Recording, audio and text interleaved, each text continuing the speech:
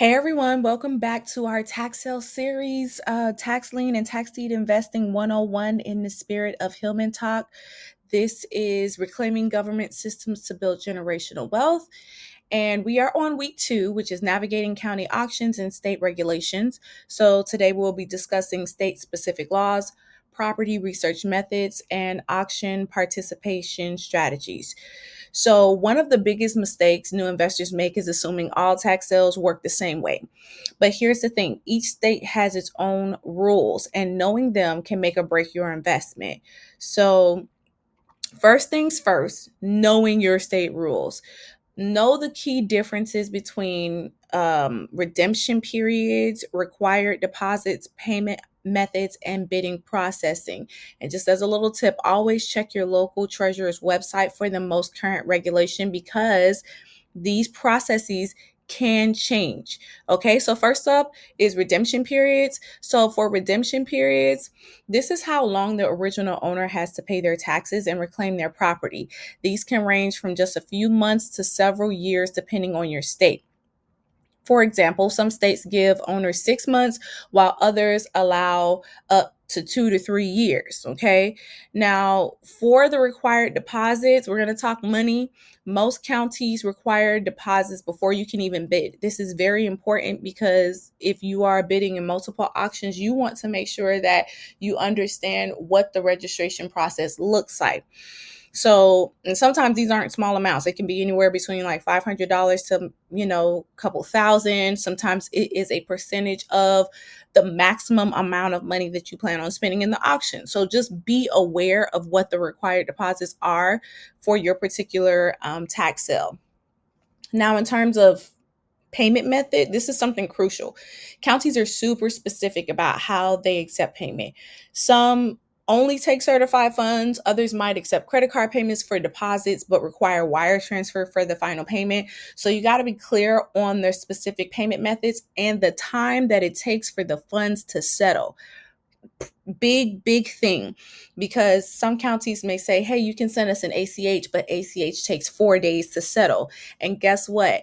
Not sending payments or deposits in the required amount of time can cause you to lose the bid or not be able to participate in your desired auction. Okay, so make sure you know in advance, because you don't want to win a bid and then not be able to pay based off of that particular strategy.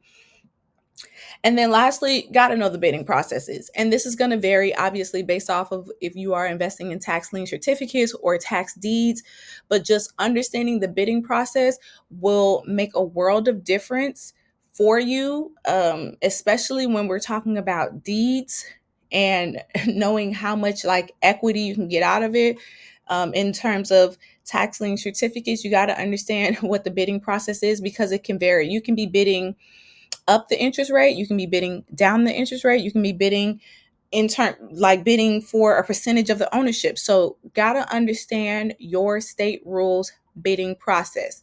Okay, tax sales are written into state laws, but most sales are handled on a county level. So say for example, Arizona, they sell tax lien certificates. They have an interest rate of 16%. Their bid method is to bid down the interest rate. They have a redemption period of 3 years in judicial foreclosure and then 5 years non-judicial foreclosure. Meaning if you don't foreclose on it in 5 years, it'll happen not through the courthouse, probably administratively. Okay. And then there are state statutes. You can literally just go to Google and Google Arizona's tax sale state statutes. And here we have the specific sections that outline the tax sale process. Understand that every single state has their tax sale process written into their state statutes. So all you have to do, if you're really like, hey, I need to know from the horse's mouth, go to your state statutes. It's usually not pretty to read because it's written in a legal format, but it is available for any and everyone wanting to learn this specific process. Okay. Now, your property research methods. First stop is going to most likely be your county assessor site. And then you have some essential tools. Like you're going to be using your county websites, property data services, public records You could be using software which aggregates this data, and then physical inspection. You can simply Google county assessor site. You can look up the property search or search by the address or parcel ID. So it's just really important for you to use the tools. Like Google is going to be your best friend here. You can look up the property because you're going to be Googling where you need to find the property assessor site if you don't already have it saved. And then obviously, once you find the county assessor site, just bookmark it to make it easier to refer back to. And then the county assessor or tax collector site normally will tell you how the sales are conducted. And it's just a process of following the yellow brick road from that from that point. Other essential tools are going to be, I mentioned Google Maps or Google, but Google Maps, your county GIS sites, your county GIS map. I always say the GIS map is your Bible, and then FEMA map, because the FEMA map is going to tell you if there are flood zones in your specific area. And this is huge for land. I'm a land girly, so I'm always checking flood zones, especially if you are in areas that flood frequently. The FEMA map and the GIS map are going to be your best friends, okay? So just keep that in mind. And before you actually bid, after you've done your research, right? And you know the rules, when we are talking about auction day itself, this is your bidding checklist. Have you reviewed the liens? Have you verified the ownership? Checked for the zoning? Did you drive by the property if you are able to? If you are virtually investing, did you check the GIS map and the Google map to see what the property looks like in the surrounding areas? Did you research the area's sales? Check the flood zones? And I would definitely say verify access if you are investing. Well, this is across the board, but specifically important for land, because you do not want to buy land that is landlocked. It will severely hamper your ability to resell the property. Okay, so these things need to be taken into consideration. And then other things that you need to really understand is this auction online or is it in person? And things that we may not consider with in-person auction are things like the weather, because the weather can severely impact your ability to like focus. If there are a lot of people there, you might want to get there early, so maybe you're in the front. Think about how long these auctions can take, even though it may only be maybe 20 properties on the list. If people are actively bidding, the process or the sale time that it takes for actually one property can be 15 minutes. Now multiply that by 20 and that'll give you the amount of time you might be out there or waiting for your particular property to come up. So things you might want to consider is, hey, bring a snack. If you know you don't like to stand for long periods of time, maybe bring a folding chair, things like that.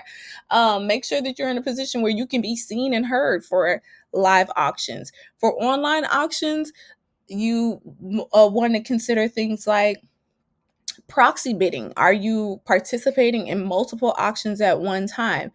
Can other people bid on your behalf? These are all things that you want to keep in mind and have a strategy for as you get into the process of tax investing. Now, I would highly recommend, starting with one county, and then as you get more familiar with the process, then you can kind of refine your specific strategy to best suit your needs, okay?